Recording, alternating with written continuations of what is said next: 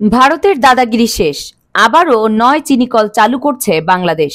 দেশের কৃষিভিত্তিক ভারী শিল্পগুলো ক্রমাগত বন্ধ করতে থাকে তৎকালীন আওয়ামী লীগ সরকার। রাষ্ট্রীয় পাটকলের মৃত্যু ঘোষণার পরেই আঘাত আসে চিনিকলের উপর।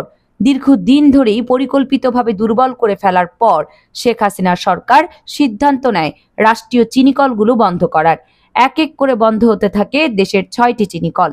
এরপর থেকেই চোরাই পথে আসা ভারতীয় নিম্নমানের অস্বাস্থ্যকর ভেজাল চিনিতে সয়লাব গোটা বাংলাদেশ।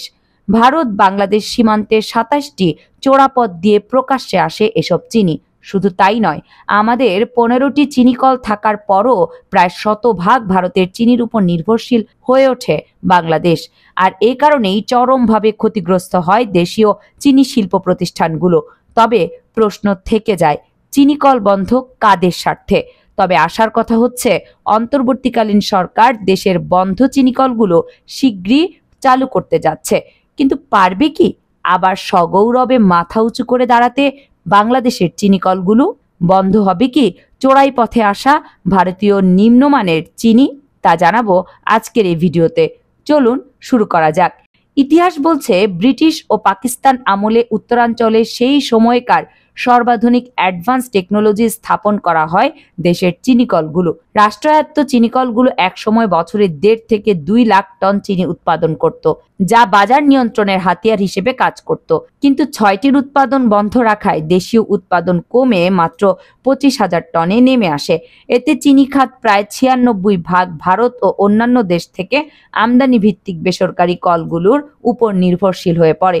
ফলে চিনির বাজারের উপর সরকারের কার্যত কোনো নিয়ন্ত্রণ নেই। ভোজ্য তেলের মতোই চিনির সংকট শুরু হয় বেসরকারি রিফাইনারি কোম্পানিগুলোর চিনির বাজারে বাড়তি মুনাফা তুলে নেয়। তারা ইচ্ছে মতো দাম বাড়ালেও সরকারের কাছে মূল্য নিয়ন্ত্রণের কোনো উপায় ছিল না। ফলে ২০২০ সালের ডিসেম্বরে তৎকালীন আওয়ামী লীগ সরকার পরিচালনাগত চ্যালেঞ্জের কারণে সেতাবগঞ্জ সহ দেশের কয়টি চিনিকল বন্ধ করে দেয়। সেগুলো হলো কুষ্টিয়া চিনিকল, রংপুরের শ্যামপুর চিনিকল, দিনাজপুরের সেতাবগঞ্জ চিনিকল, পঞ্চগড়, পাবনা, রংপুর চিনিকল। আর এই সুযোগটাই কাজে লাগায় ভারত। ২০২২-২৩ অর্থ বছরে ভারত থেকে প্রায় $৫০ কোটি চিনি আমদানি করে বাংলাদেশ। আর গত ৫ বছরে গড় আমদানির তথ্য বিশ্লেষণ করে দেখা যায় প্রতি বছর গড়ে ১৯.৫৯ লাখ টন করে চিনি আমদানি হয়েছে। এতে বিপুল পরিমাণ অর্থ চলে যাচ্ছে বিদেশে। অন্যদিকে চিনিকল বন্ধ হয়ে যাওয়ায় বেকার হয়ে পড়ে হাজারো মানুষ। এছাড়া শ্রমিক, কর্মচারী ও আখ চাষি সহ প্রত্যক্ষ এবং পরোক্ষভাবে প্রায় ৫ লাখ মানুষ ক্ষতিগ্রস্ত হয়। এমন সংকটকালে আশার আলো দেখাচ্ছে অন্তর্বর্তীকালীন সরকার। দেশের ওই ৬টি চিনিকলে উৎপাদন পুনরায় চালুর জন্য সক্রিয়ভাবে কাজ করে যাচ্ছে বলে জানিয়েছেন শিল্প উপদেষ্টা আদিলুর রহমান খান।